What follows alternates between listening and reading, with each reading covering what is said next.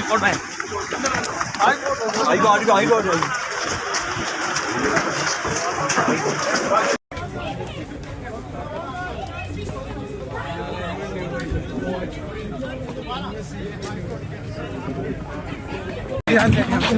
देखिए बहुत भाई, देखिए कोई नहीं अली सीधे रास्तों को रहेंगे।